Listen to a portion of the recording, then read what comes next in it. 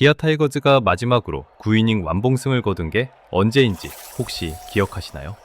2019년 9월 11일이었습니다. 그날 이후 정확히 2417일이 지났습니다. 그 긴 침묵을 깬 사람은 양현종도 이일이도 아니었어요. 작년 봄에 처음 한국 땅을 밟은 외국인 투수 한 명이었습니다.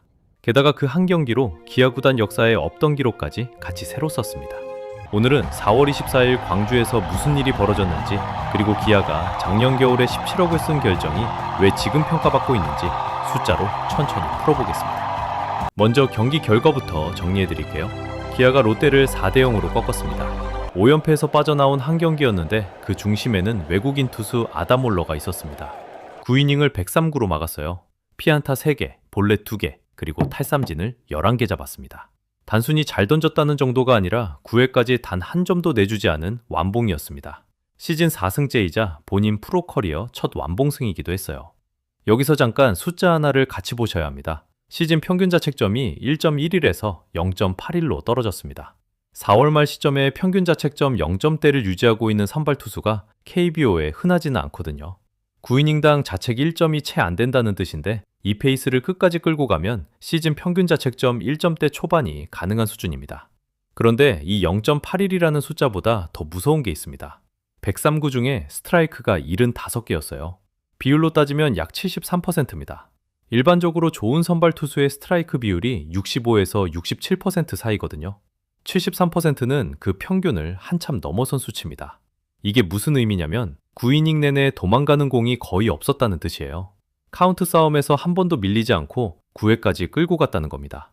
볼넷 2개가 그 증거입니다. 구종 배합도 흥미롭습니다. 직구 40개, 슬라이더 34개, 커브 12개, 체인지업 8개, 투심 8개, 스위퍼 1개.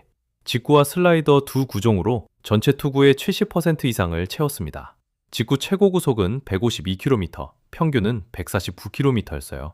한국 와서 1년차 때보다 슬라이더 비중이 눈에 띄게 늘어났는데 올러 본인이 경기 후에 슬라이더 그립을 바꿨다고 직접 밝혔습니다. 종으로 떨어뜨릴지 횡으로 흘릴지 상황에 맞춰서 그립을 조절한다는 거예요. 올해 들어 슬라이더 헛스윙률이 좋아진 이유가 여기에 있었던 겁니다. 올러 본인의 인터뷰를 보면 더 흥미롭습니다. 한국에 오면서 완봉승까지는 아니더라도 완투는 꼭 한번 해보고 싶었다고 말했어요. 외국인 투수가 KBO에 와서 완투를 꿈으로 잡는 경우가 흔하지는 않거든요. 보통은 5이닝, 6이닝을 안정적으로 맞고 불펜에게 넘기는 게 외국인 투수의 표준 등판 패턴입니다. 그런데 올러는 처음부터 9회까지 혼자 끌고 가겠다는 그림을 가지고 한국행을 결심했다는 거예요. 8회가 끝났을 때 코치진과 직접 이야기해서 9회를 받아갔다는 발언도 같은 맥락입니다.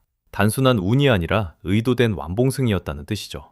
자, 이제 2417일이라는 숫자를 다시 꺼내보겠습니다. 기아의 마지막 9이닝 완봉승은 양현종이었습니다. 2019년 9월 11일 부산 사직구장에서 롯데를 상대로 86구 완봉승을 거뒀어요. 그 후로 6년 7개월 동안 기아 유니폼을 입은 어떤 투수도 9이닝을 혼자서 끝내지 못했습니다. 그 사이에 양현종도 있었고 이일이도 나왔고 외국인 투수도 여러 명이 거쳐갔는데 누구도 해내지 못한 일을 올해 두 번째 한국 시즌을 보내는 올러가 해낸 거예요. 여기서 끝이 아니었습니다. 이번 완봉승에는 또 하나의 타이틀이 붙습니다. 기아 외국인 투수 역사상 두 자릿수 탈삼진과 완봉승을 동시에 기록한 첫 사례입니다. 기아 외국인 투수 라인에 거슬러 올라가 보면 헥터 도에시, 양현종 시절 함께 뛴 웨인 에이스들, 또 작년에 네일과 올러까지 많은 투수가 있었거든요. 그런데 11K와 무실점 9이닝을 한 경기에서 같이 묶어낸 건 이번이 처음입니다. 다시 말해 단순히 안 맞은 완봉승이 아니라 압도하면서 끝낸 완봉승이라는 거예요. 무실점은 수비의 도움이나 운으로 만들어질 수도 있지만 두 자릿수 삼진은 거짓말을 못하잖아요. 그래서 이게 단순한 1승이 아닌 이유가 여기에 있습니다. 타선 이야기를 빼놓을 수가 없죠. 0대0으로 6회까지 흘러간 팽팽한 투수전이었거든요. 상대 선발은 올해 롯데 외국인 에이스로 자리 잡은 제레미 비슬리였는데 이 경기만 놓고 보면 비슬리도 충분히 잘 던졌습니다. 문제는 상대가 올러였다는 거죠.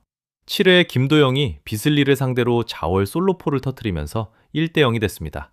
같은 이닝에 1-4-1, 3루에서 대타로 나선 고종욱이 1타점 적시타를 보태면서 2대0. 여기서 끝이 아니었습니다. 8회에 김도영이 마무리 김원중에게 다시 자월 투런포를 뽑아내면서 4대0으로 점수를 벌렸어요. 한 경기에서 마무리급 불펜끈까지 상대로 2홈런을 친 거예요. 김도영의 멀티 홈런이 9이닝 무실점이라는 올러의 등판을 의미 있는 완봉승으로 만들어준 겁니다. 만약 7회 김도영의 솔로포가 없었다면 우리는 지금 0대0 무승부 이야기를 하고 있었을지도 몰라요. 그리고 올러의 커리어 첫 완봉승 기록도 다음 등판으로 미뤄졌겠죠. 이제 17억 이야기를 해야 할 차례입니다. 기아가 작년 겨울에 올러와 재계약을 결정했을 때 사실 시장의 시선은 마냥 호의적이지만은 않았습니다.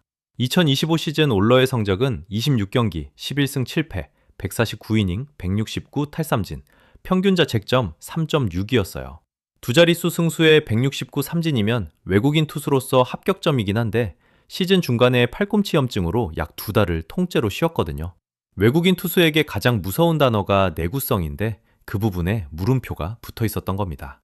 그럼에도 기아는 120만 달러, 우리 돈으로 약 17억 원에 올러를 다시 잡았습니다. 외국인 투수 시장에서 120만 달러는 검증된 1년차 에이스에게 주는 표준급 금액이거든요. 새로운 외국인을 데려와 다시 적응 시즌을 보내느니 이미 KBO 타자들을 한번 상대해본 올러를 잡는 게 낫다는 판단이었던 거예요. 그리고 4월 말 현재 그 17억의 가치를 어떻게 평가해야 할지 숫자가 직접 답하고 있어요. 평균 자책점 0.81, 시즌 4승, 그리고 구단 역사에 처음 새겨지는 외국인 투수 완봉승까지. 기아가 만약 다른 옵션을 골랐다면 오늘 같은 9이닝은 아예 가능하지도 않았을 시나리오라는 겁니다. 17억의 결단은 이미 절반 이상 회수됐다고 봐도 무리가 아닙니다. 이범호 감독도 경기 후에 비슷한 맥락의 이야기를 했습니다. 단순한 1승이 아니라 불펜진에게 휴식을 줬다는 점을 같이 강조했어요. 5연패를 끊어내야 하는 시점에 9이닝을 혼자 막아주는 외국인 에이스의 가치가 얼마나 큰지 감독이 가장 먼저 체감하고 있다는 뜻입니다. 시즌 144경기 체제에서 4월에 불펜을 무리시키지 않고 쉬게 만든 한 경기가 8월, 9월에 어떤 결과로 돌아올지는 시즌이 끝나봐야 알 수 있어요. 다만 분명한 건 외국인 에이스 한 명이 9이닝을 책임지는 경기는 그 자체로 한 시즌에 몇 번 나오기 어려운 사건이라는 점입니다. 포수 한준수의 리드도 빠질 수 없습니다. 올러가 경기 내내 사인에 고개를 저은 게 단 2번 정도였다고 직접 말할 정도였으니까요. 슬라이더 그립 변화에 대해서도 한준수가 미리 알고 있었기 때문에 가능했던 호흡이었습니다. 정리하겠습니다. 아담 올러의 9이닝 완봉승은 단순히 한 경기 잘 던진 외국인 투수 이야기가 아닙니다.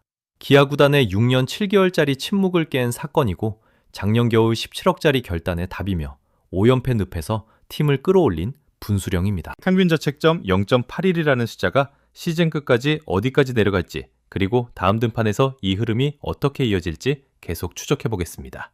오늘 분석이 흥미로우셨다면 좋아요 한 번만 눌러주세요. 야구를 숫자로 파헤치는 영상 계속 만들어 드리겠습니다. 구독하시면 다음 분석도 가장 먼저 보실 수 있습니다.